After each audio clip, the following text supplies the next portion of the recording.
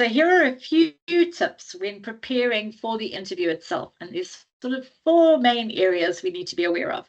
The first thing is we all know how it feels to be arriving for an interview in a state of panic. Like maybe you've got lost, maybe things went a bit chaotic, dropping the kids off at school before you got to the interview. We don't want to arrive at an interview feeling flustered and uncertain and anxious, because we know that that's not going to allow us to bring our best game to the conversation. So it's the same when it comes to disability. Allowing people with disabilities to know where they've got to be, is it accessible, ensuring that reasonable adjustments are made in the interview process is so important to allow somebody to get there in a dignified and prepared manner. And I'll just give you a short personal experience of that. When I first went for one of my first job interviews, and I was quite young, I was all dressed up for the part, everything was great.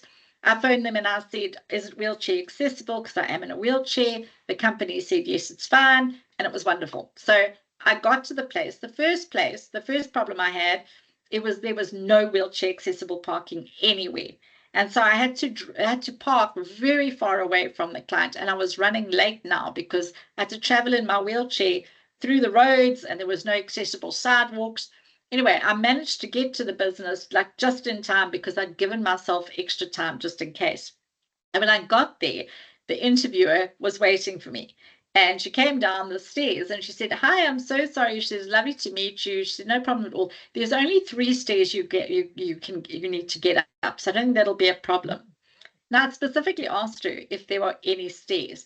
And she'd gone and recruited 4 people that she said, these guys will help carry you up the stairs. Now, the second point of that is, I don't want to be carried up the stairs because my life is in the hands of 4 strangers. I use an electric wheelchair. It is very heavy, and carrying it up 4 stairs is actually quite risky. Secondly, I didn't want to come in on the back foot. I wanted to elegantly breeze into that interview, showcasing my confidence and my professionalism.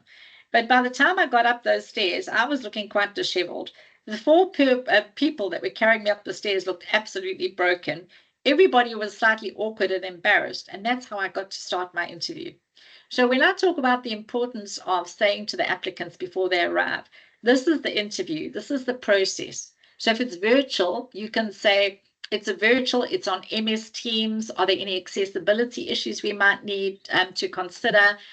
Do you need extra time for the interview? So it's making sure that whether it's virtual or whether it's in person, it is a wheelchair accessible building, or it's a very open plan, noisy environment, or can you tell us this is where the interview takes place and describe it? Can you tell us if there are any potential barriers that we might need to adjust for you? So making sure prior to the interview that you've explained what that interview process looks like, where it is, who's going to be there, how you get there is really important, because that allows the applicant to show up calm, ready to go, and in the best possible mind frame to be able to put their best foot forward, and with the same level of dignity as anybody would want to bring to their first introduction to an interviewing panel. I also think it's equally important to make sure that you follow up that with an email saying, just to confirm, this is what I understand and this is what we're going to do to adjust. This is the information you asked for. If there's anything else in preparation, please let me know.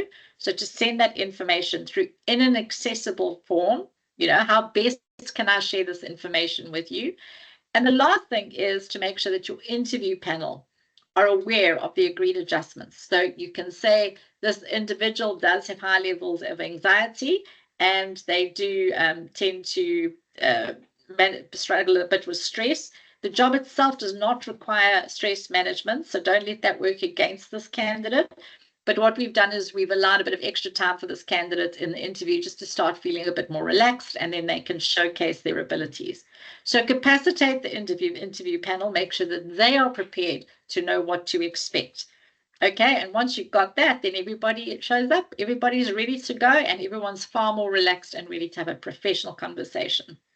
I really hope that this has helped.